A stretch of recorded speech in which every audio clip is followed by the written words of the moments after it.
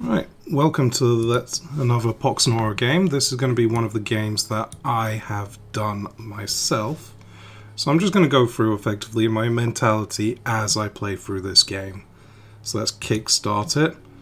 So this is going to be against a Frost deck. I don't know this just yet. And currently I'm deciding what do I want to do as first deploy to get the first two fonts. Initially, I end up going, okay, let's just get this guy. This guy can potentially get it a bit quicker. And then I start doubting myself immediately afterwards, thinking, hold on a second, what would I send to potentially contest the top font, should I choose to? Let's see. So, Draksar is one of my favorites. This is the moment I think, wait a second, that's Amplify Frost. I do not like Amplify Frost. Anything with Amplify Frost is just, no. Awful. So I have a great fear of this. Just quickly calculating how many spaces I need to get across to that font, and I'm like, yeah, wonderful. So we throw in next the High Priest. My mentality behind this is, okay, I'm fine, I'll just get some range, build up, should be safe. So I send that up, think that'll be fine. He can sit there, get into a comfortable spot, activate Sermon, Bob's your uncle. Now he's outranged. I've also definitely confirmed this is a Frost deck. 2 Frost attacks, Amplify Frost. I'm not a happy chappy right now. I'm thinking this is going to be rough. The bright side is at least my Draksar morph is going to get down there very, very quick sharp and get me my second font. And before you ask about the background music, yes, I stole it from YouTube because there was a need. There was a need. I'm going to skip that one. We would like... There we go. Let's get some Sundered lands. Turn it down a little. So you can see I've snuck him straight in, just knowing, because I know that you're going to get -2 AP if he takes the font. So I'm just rushing in, thinking, fine. Okay, what can he do? Can he reach me? Is he of any threat? I did not expect this move. Suddenly seeing this Archidon come rushing in is a great cause of concern to me. And I'm literally thinking, right, that is not planned. That is beyond not planned. I was not expecting him to rush a unit in and deploy to go top. I was thinking, it's fine. He'll send the classic one going up. So now I'm debating what to do with this. He's got the range to hit me, but I'm just counting his AP. I don't want to be double tapped, and if I can avoid the Archidon, fantastic. So, right, I've just eyeballed it. This entire game, I'm not going to lie, is just me eyeballing roughly what I think is going to work. And just a quick check of all of my spells, make sure I've got what I need. Go investigate anything I need to be concerned about. I'm like, nah, this guy should be okay, should be okay. He puts the banner down. And I'm now just going, right, let's see what happens. He shouldn't be able to get anything more than 1 tap there. He can't tap me from below, so that's fine. What do we have? The Crystal Spike. This is not nice. Like, do I need to reforge it? Do I need to get rid of that equip? And I'm just planning, trying to work out what I need for my next turn. So he's come in. Again, painful. Lots of chill. And this is when I suddenly realized multi-attack, and I had not, for some reason, thought about it. And he was gaining AP. So I'm horrified. This guy is pretty much screwed. So I've got the choice. Do I run? Nope, he's dead if I run. I've already worked that out. So we've got one choice and one choice alone. We go ham. Bring the bad boy in. Just make sure he's in the range of violence. He's dead. Let's get Sermon up. Let's get everything up. I've just gone, right, fine. I'm not calculating particularly well here. I just am going, we need to kill this, or at least I need to get something going and guarantee that I keep font pressure. So the relic there is effectively me going, right, I need font pressure. I'm going to use Quicken specifically on my Rip Demon Alpha so that he can start stacking violence, because there's more need for him to get built up. So get good amount of damage. We've got the double tap as well. And this is when I take one look and go,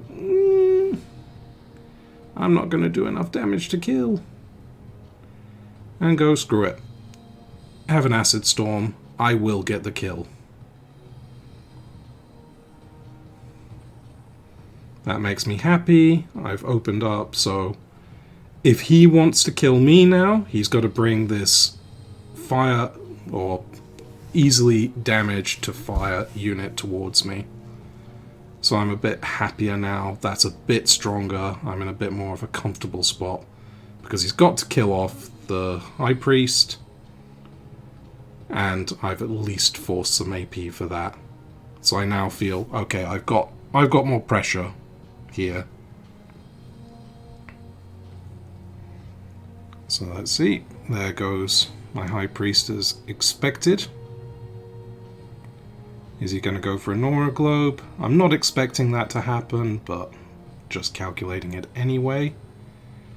Nope, just attacking my Morph. Which I'm okay with. The Morph isn't really a damage dealer, it's just, for me, it's more of a support. So I'm okay with that. The main one is the Rip Demon Alpha. And then we've got, more damage. So that's a little terrifying. I'm just going, okay. The reason I take the top Nora Globe and the decision making behind it is I effectively want to block that dragon from getting a Nora Globe. I've decided to use the Mutate to try and damage this one, or not damage, but debuff, since it's going to be a little bit safer for my Morph. And I've decided I'm going to engage to make it harder for this to come in. Since he's got one fire weak unit at the moment, I'm just thinking, what is my best play? Bring out Judge Torian. Can't go wrong with Judge Torian. He's going to be able to help me effectively blockade and guarantee I'm going to get some threat to what he's got already. In comes the Crystal Dragon. I'm less concerned about that. I'm just horrified by the range. This threw me. I did not understand why he made this play. This was a lot of damage in return for very little on my Rip Demon Alpha. So I'm now thinking, okay, I've got to kill there. I've got to get rid of that Shard's Seer, I think it is. So now we've got decisions. I know I need to bring in the Judge at the very minimum. I think I make the decision it's not going to make sense unless I can bring the Judge in to multi-attack. Because I need to get the Rip Demon doing multi-attack. Give me the blade, step back, and pop. I have completely miscalculated it, thinking that will kill it, and no. So now I place the Hive, thinking this will get me the kill. Now my debate, what to do here. Do I go for the attack? Or not? If I go for the attack, I won't get that. So I've gone in, there's the multi-attack. That'll work better with violence. So 2 attacks there. Let the poison do its work. And Shardseer lives. I'm literally confused here. I do not know why this lives and then purified. Doesn't that make me a genius? The great thing is, he's decided to try and kill off the morph. I get really lucky at this point, because the morph lives. Morph lives, I'm happy. I could not ask for anything better at this point. So we're just doing the quick calculations. What is going to be the next moves? What can I do with this? I'm going to get rid of that alpha. I'm pretty certain the hive's already got the Shardseer at this point. So we're just doing some quick calculations. I'm pretty much certain I need to get... Yeah, I've already decided that Shardseer is dead. We'll bring that down to size. Boom, boom. That brings it very manageably into a death state for me. And now, the question is, grab the Nora Globe, what is my best move? Do I go in, or do I pull back?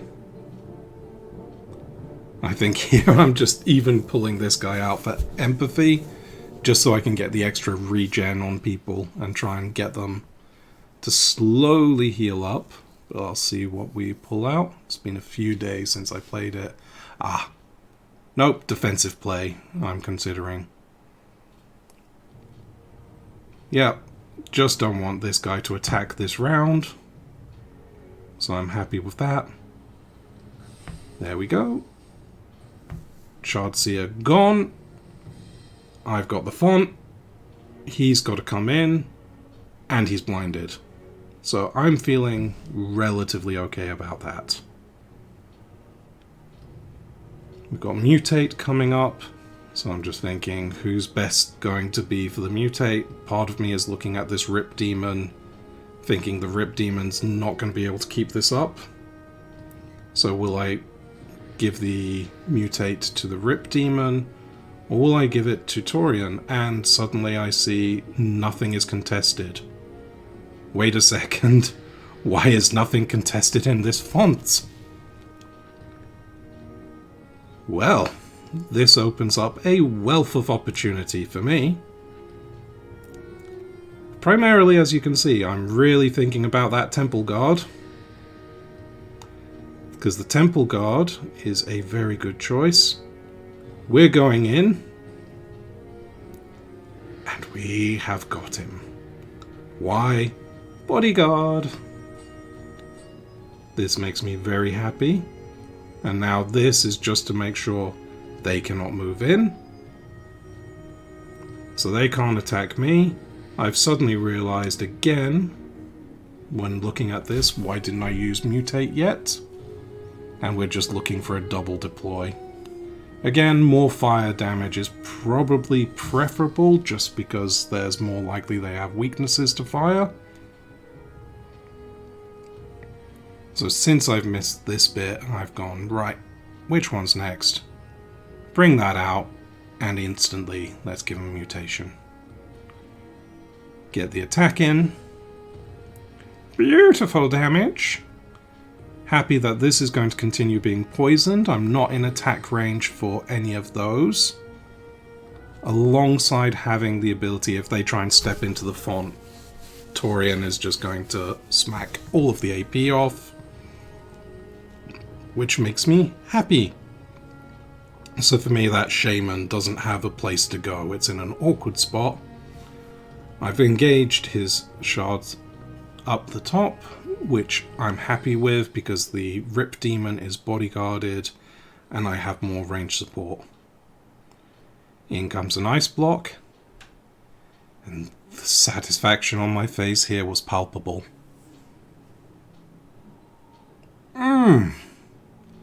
That's right, bodyguard. You do not kill my Rip Demon.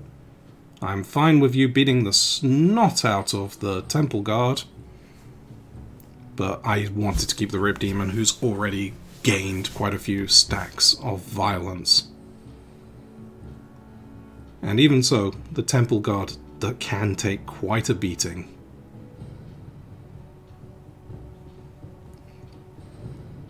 And there we go. A nice, happy win. So I hope everyone enjoyed, and I'll look forward to giving more games. Bye for now.